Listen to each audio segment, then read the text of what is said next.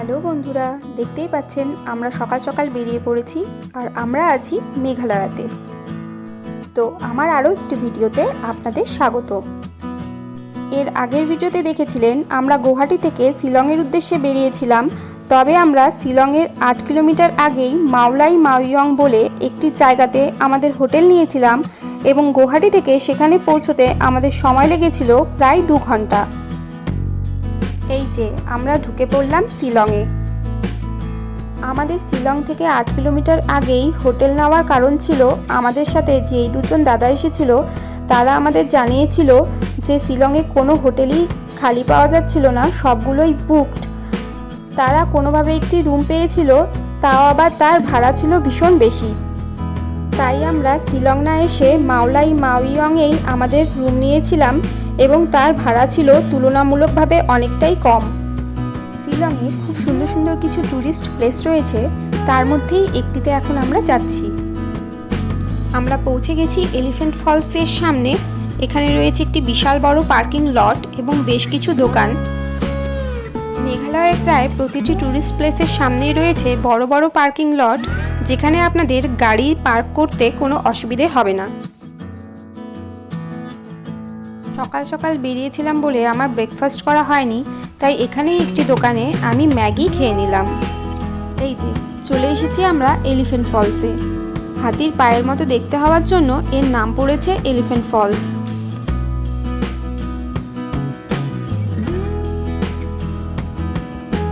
এখানে টোটাল 3টি জলপ্রপাত রয়েছে আর এই জলপ্রপাতটি হলো প্রথম।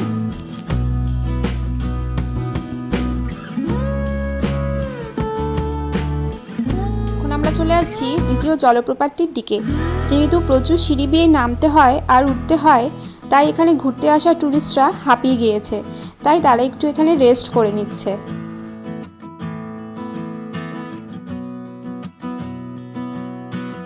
এই হচ্ছে দ্বিতীয় জলপ্রপাতটি। উফ, কি সুন্দরভাবে ঝরে পড়ছে। আর এটা হচ্ছে সবচেয়ে শেষের, মানে 3 নম্বর জলপ্রপাতটি। এলিফ্যান্ট ফলস থেকে আমরা বেরিয়ে পড়েছি। এখন আমরা যাচ্ছি ভারত বাংলাদেশ সীমান্তে অবস্থিত ডাউকি লেকে। উত্তর পূর্ব ভারতের অপূর্ব সুন্দর রাজ্য হলো মেঘালয়। মেঘালয় শব্দের অর্থ মেঘের আবাসস্থল। বছরের অধিকাংশ সময় এখানকার আকাশ মেঘে ঢাকা থাকে বলে এর নাম রাখা হয়েছে মেঘালয়। এই রাজ্যে মেঘেদের সবসময়ই পাহাড়ি পথে ভেসে বেড়াতে দেখা যায়। যাবার পথে হঠাৎ আমরা দেখছি দুটি পাহাড়ের মাঝ দিয়ে নদীর স্রোতের মতো মেঘ হুড়মুড় করে সামনের দিকে ভেসে আসছে। সেই দৃশ্য কি যে সুন্দর বলে বোঝানো যাবে না। এমন সুন্দর দৃশ্য দেখে আমরাও দাঁড়িয়ে পড়লাম মেঘেদের দেখার জন্য। আমাদের মতো বেশ কিছু ট্যুরিস্টও দেখি দাঁড়িয়ে আছে মেঘেদের সাথে সেলফি তুলবে বলে। পুরো রাস্তা জুড়েই আমরা এমন অপূর্ব দৃশ্য উপভোগ করতে করতে গিয়েছিলাম। লোক সংস্কৃতি এবং ঐতিহ্যবাহী পরিবেশের জন্য শুধু ভারতের নয়, মেঘালয় বিখ্যাত বিশ্বজুড়ে। এ রাজ্যে প্রতি বছর লক্ষ লক্ষ দেশ বিদেশের পর্যটকেরা ঘুরতে আসেন।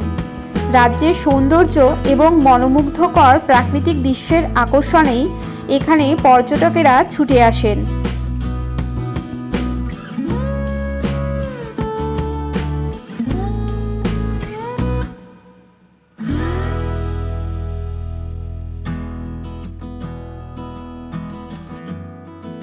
খাসি পর্বত, জয়ন্তিয়া পর্বত এবং গারো পার্বত্য অঞ্চল নিয়ে এই মেঘালয় রাজ্যটি গড়ে উঠেছে। মেঘালয় রাজ্যের প্রাকৃতিক দৃশ্যর জন্য একে স্কটল্যান্ডের সাথেও তুলনা করা হয়েছে।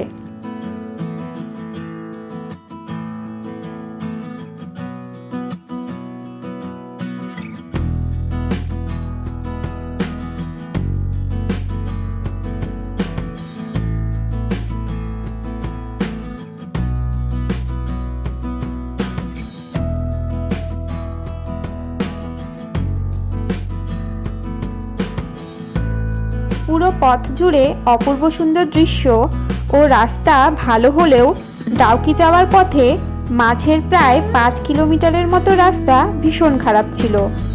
রাস্তা খারাপ হবার কারণ গেল বছরের সেই মারাত্মক বন্যা, যা মেঘালয়ের প্রচুর এলাকার ক্ষতি করেছিল।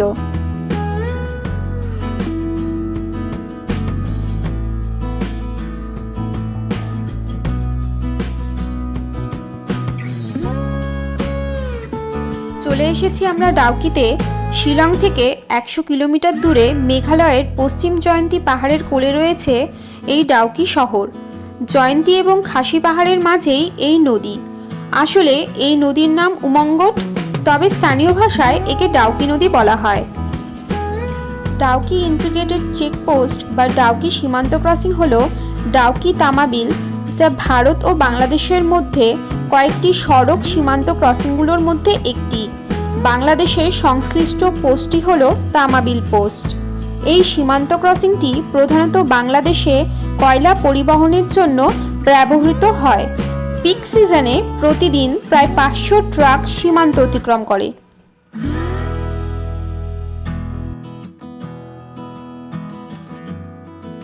এই সুপারি বাগানের মাঝ দিয়েই আমরা চলে যাচ্ছি ডাউকি নদীতে। সাধারণত পর্যটকেরা এখানে আসে বোটিংয়ের উদ্দেশ্যেই।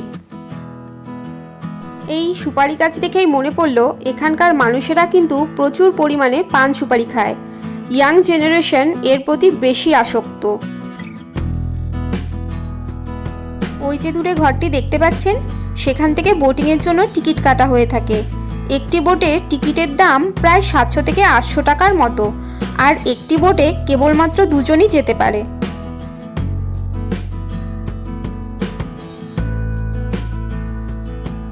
দেখতে পাচ্ছেন কত পর্যটকের ভিড়। তবে এখানে কিন্তু শুধু ভারতের পর্যটকেরাই নয়, বাংলাদেশের পর্যটকেরাও রয়েছেন। लाइफ जैकेट कोई लाइफ जैकेट भैया लाइफ जैकेट कहाँ पे है? हम लोग सामान नहीं जानता है, हम लोग नहीं जानता है, हम लोग छाता नहीं जानता है। দেখলেন কি সুন্দর হিন্দি বললো আমার বর। উঠে পড়েছি আমরা বোটে। প্রায় 45 মিনিটের মতো বোটে করে আমরা নদীতে ঘুরে বেরিয়েছিলাম।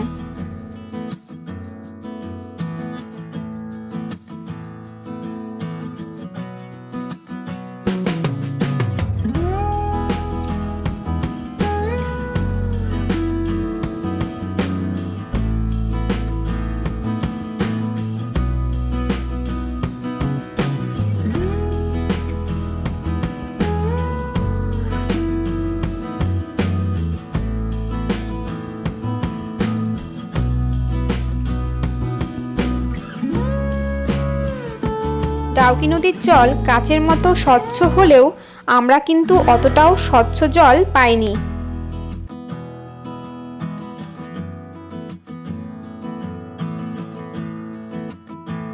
এই যে দেখছেন আমার হিরো, যেখানে সেখানেই ফ্লাইং কিস ছুঁড়ে মারে।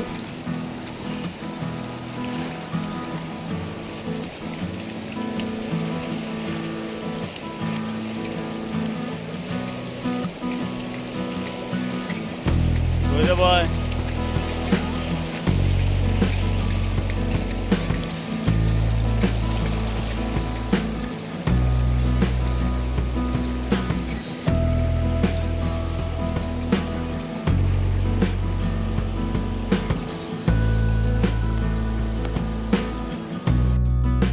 উফ, এই গরমের মধ্যে নদীর ঠান্ডা জলে পা ঝুলিয়ে বসতে কি ভালোটাই না লাগছিল।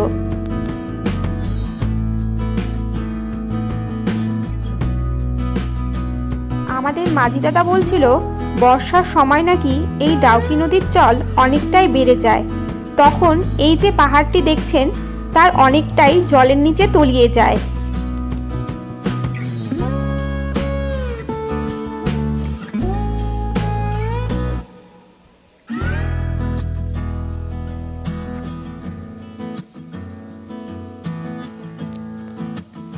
দেখছেন ছোট ছোট বাচ্চারা কি সুন্দর জলের মধ্যে সাঁতার কেটে বেড়াচ্ছে।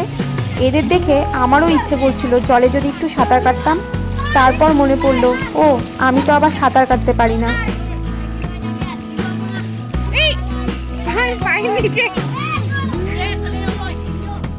ওই যে দূরে যে নৌকাগুলো দেখছেন সেটা হচ্ছে বাংলাদেশ, তবে সেখানকার নৌকাগুলোর এই ডাউকি নদীতে আসার কোনো পারমিশন নেই। আমার সেই বাংলাদেশি পর্যটকদের জন্য একটু খারাপই লাগছিল যে তারা এত সুন্দর ডাউকি নদীতে একটু বোটে করে ঘুরতে আসতে পারবে না।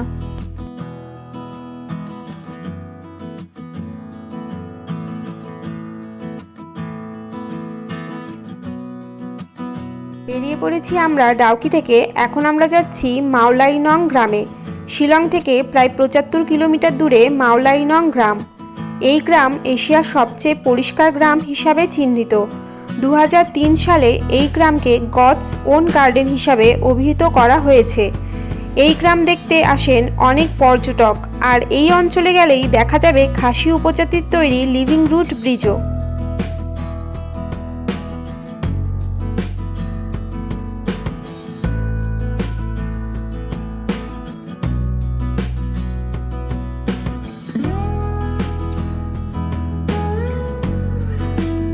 মাওলাইনং গ্রামে লিভিং রুট ব্রিজটি দেখতে হলে প্রচুর সিঁড়ি বেয়ে নিচে নামতে হয়।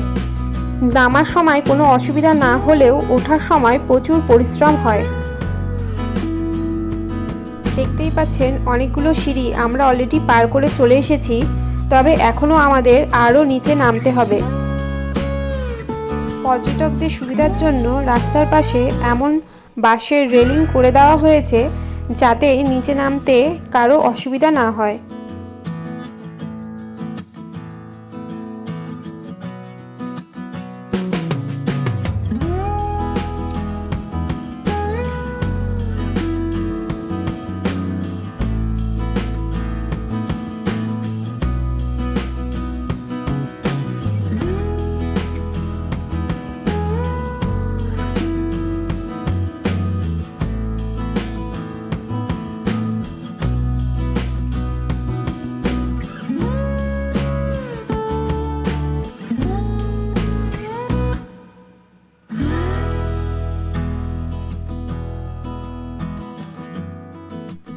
আর এই হলো সেই বিখ্যাত লিভিং রুট ব্রিজ। কি সুন্দরভাবে তৈরি, দেখেছেন? লিভিং রুট ব্রিজ থেকে প্রায় 2 কিলোমিটার পথ পেরোনোর পরেই আমরা পৌঁছে যাব এশিয়াস ক্লিনেস্ট ভিলেজে। এই যে দেখেছেন, এখানেও কত বড় পার্কিং রয়েছে।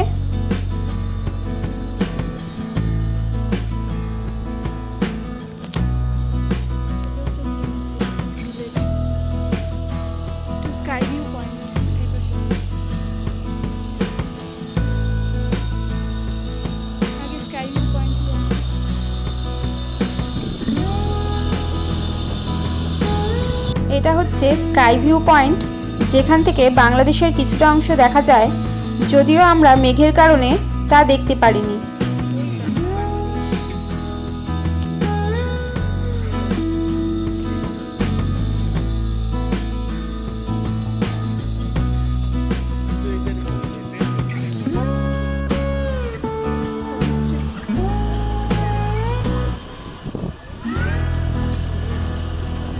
এশিয়াস ক্লিনেস্ট ভিলেজ কিন্তু সত্যিই ভীষণ ক্লিন আর ভীষণই সুন্দর। তাই তো এখানে হাজার হাজার মানুষ ছুটে আসে এই গ্রামটিকে একটিবার দেখবে বলে।